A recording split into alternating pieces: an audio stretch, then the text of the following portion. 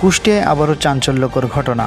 আওয়ামী লীগ নেতাকে ধরতে গিয়ে ছেলের বটির কোপে গুরুতর আহত হলেন গোয়েন্দা পুলিশের এক এসআই। শনিবার দুপুর 12টার দিকে কুষ্টিয়া শহরের 6 রাস্তার মোড় এলাকায় এ ঘটনা ঘটে। ডিবি পুলিশ শহর আওয়ামী লীগের সহসভাপতি হারুন রশিদকে গ্রেপ্তার করতে গেলে বাধার মুখে পড়ে। বাড়ির ভেতরে ঢোকার পর হারুনের ছেলে পনায় হঠাৎই ধারালো বটি নিয়ে এসআই ইসরাফিল হোসেনের পিঠে আঘাত করে। পরে অতিরিক্ত পুলিশ গিয়ে এসআই ইসরাফিলকে উদ্ধার করে কুষ্টিয়া জেনারেল হাসপাতালে ভর্তি করে। হাসপাতালের আরএমও হোসেন ইমাম জানান, এসআই এর পিঠে 2টি ধারালো আঘাতের চিহ্ন রয়েছে, তবে বর্তমানে তিনি শঙ্কামুক্ত। পুলিশ হারুন রশিদ ও তার ছেলে পনয়কে ঘটনাস্থল থেকেই আটক করে।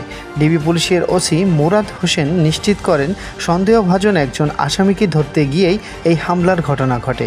তবে ঠিক কোন মামলায় অভিযান চালানো হয়েছিল তা তিনি জানাননি। ঘটনার পর প্রতিবেশীদের অনেকেই মুখ খুলতে নারাজ। কেউ কিছু দেখেননি বা বলতে চান না, শুধু জানিয়েছে পুলিশ এসেছিল, পরে আবার ফোর্স হয়ে এসেছিল। আওয়ামী লীগ নেতার বাড়িতে পুলিশের অভিযানে এমন হামলার ঘটনা ঘিরে কুষ্টিয়া জুড়ে শুরু হয়েছে নানা আলোচনা।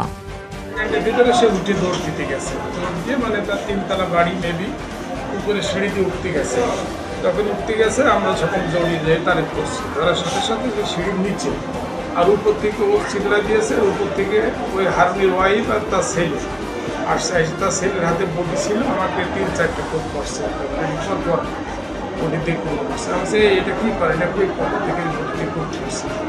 পরে আমাদের আরও ফোর্স আসলো, আমরা তাকে ধরছি, তার ছেলেকে ধরছি।